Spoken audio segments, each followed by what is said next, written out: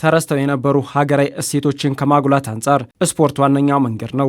ባለፉት ዓመታት ብዙም ትኩረት ተሰጥቷቸው ያልነበሩት ሀገር በቀል ስፖርታዊ ውድድሮች ከጊዜ ወደ ጊዜ የትኩረት ማዕከል ሆነዋል። በዚህም ኢትዮጵያ የአፍሪካን የባህል ስፖርቶች ውድድርና ፌስቲቫል ለመምራትና ለማዘጋጀት እድሎችን አግኝታለች። ላለፉት 9 ቀናት ከታህሳስ 18 ጀምሮ በ12 ስፖርት አይነቶች ሲካሄድ የቆየው የአዲስ አበባ ከተማ አስተዳደር የባህል ስፖርቶች ውድድርና ፌስቲቫል ለዚህ መነሻ ነው። ባህላችንን እሴታችንን ማስፋት ያስፈልጋል። በርካታ ስፖርቶች ዘመናዊ ናቸው ብለን በከተማችንም እንደ ሀገርም የምናስፋፋቸው ስፖርት አይነቶች በሌላው ሀገር ላይ የዛ ሀገር የባህል ስፖርት ነው ማለት ነው። ስለዚህ እኛም እነዚህ ባህል ስፖርቶቻችንን ለመጪው ትውልድ በፕሮጀክት መልክ እንዲስፋፋ አድርገን በቀጣይ ደግሞ በዓለም አቀፍ ደረጃም ተመዝግቦ በእኛው ስም የሚስፋፋበትን መንገድ መፍጠር ያስፈልጋል። ባህላዊ ስፖርቶች አንድነታችን ማሰሪያ በመሆናቸው ከትውልድ ወደ ትውልድ እንዲተላለፉ የባህል ስፖርቶች ውድድርና ፌስቲቫል አስተዋጽኦአቸው ከፍ ያለ ነው። ሁሉም አካባቢ ያሉ በጋራ የሚሳተፉበት እንደመሆኑ አብሮነትን የሚያሳድግ ነው። የአብሮነትና ወንድማማችነትን፣ እህትማማችነትን በተለይም ደግሞ መተሳሰብን በትርክት ደረጃም ሊያሳድግ የሚችል ትልቅ ፌስቲቫል ነው የተከናወነው። ሀገራችን ኢትዮጵያ በርካታ ባህላዊ ስፖርቶች አሏት።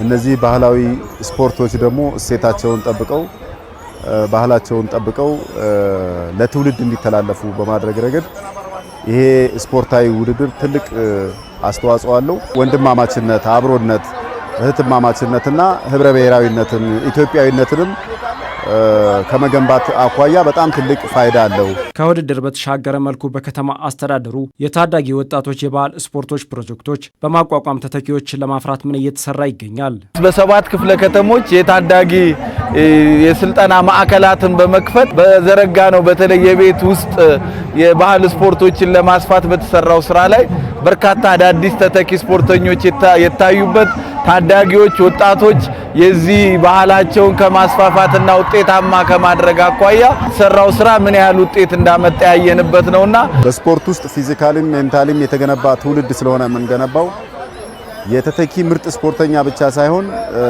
የአገር ተረካቢ ትውልድም ከማፍራት ጋር ተያይዞ ባህላዊ ስፖርት በጣም ትልቅ ፋይዳ አለው።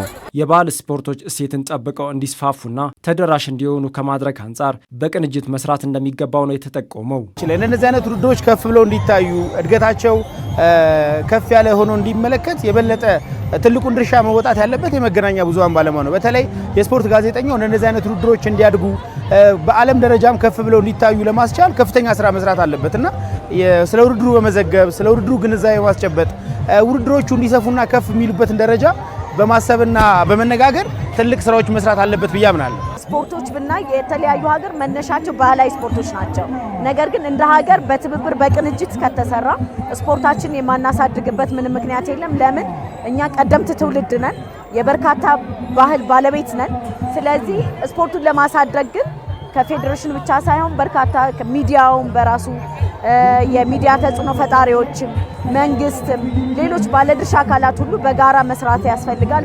የአዲስ አበባ ከተማ አስተዳደር የባህል ስፖርቶች ውድድርና ፌስቲቫል ሲጠናቀቅ የለሚ ኩራ ክፍለ ከተማ አጠቃላይ አሸናፊ ሆኗል። በማጠቃለያ ፕሮግራሙ ላይ ማህበራዊ ሚዲያ ተጽዕኖ ፈጣሪ ወጣቶች ከስፖርት ጋዜጠኞች ጋር የገና ጨዋታን አከናውነዋል።